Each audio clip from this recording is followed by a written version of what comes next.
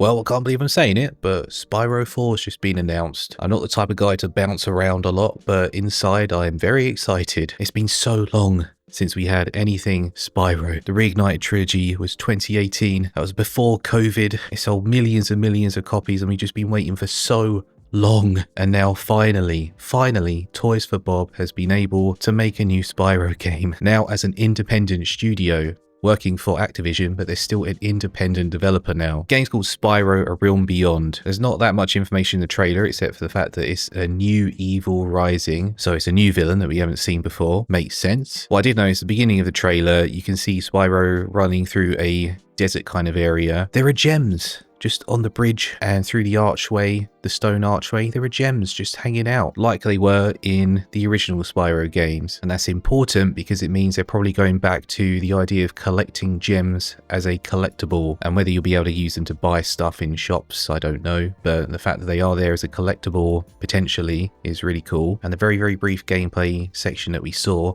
Spyro can now fly properly like Dawn of the Dragon, but better, way better than Dawn of the Dragon. And here it looks like they got a very wide open, expansive world that you'll be able to explore. That's going to be the main selling point. It also looked like Spyro could set a campfire on fire and then use the updraft from that to go zoom upwards, and then he shot something in the air to create a ring that he could then speed through, give him some speed. That's all we've seen, so can't really make any judgments on what the game is like yet. But I will say this new realm that he's exploring had some very traditional looking houses, so I'm wondering who actually lives there. Are they more humanoid creatures that live there? I don't know. Obviously there are creatures of all types in Spyro games. It is also quite telling that they've decided not to call it Spyro 4 this time, because when they made Crash Bandicoot 4, they put the little 4 on the end there to show that it was a continuation of the Naughty Dog formula. Here, it seems like what they're doing is quite substantially different from what Insomniac did in the original trilogy. I'm sure it's still going to have, like I said before, gem collecting, but I think it's probably going to be different enough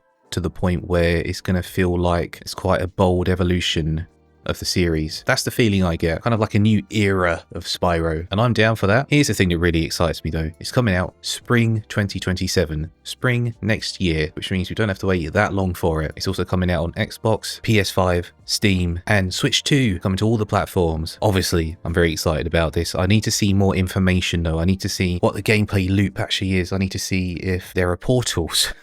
I need to see if there's actual more linear level design.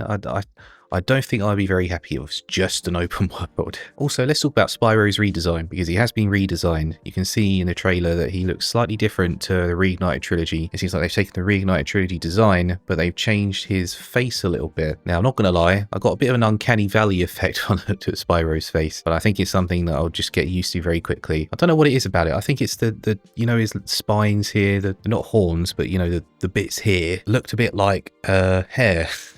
When he was flying, when he was like hovering in midair. That was a bit weird. But again, it's just something I'm going to have to get used to. I'm not the sort of guy that cares that much when it comes to character designs and even art styles, really, because for me, it's mainly about the gameplay. But the game does look very good so far, visually, from what I've seen. Yeah, that's it. Spyro Realm Beyond, coming spring 2027. Get your wallets ready, people. Because it's going to be quite the year ahead and into next year. So many games coming out.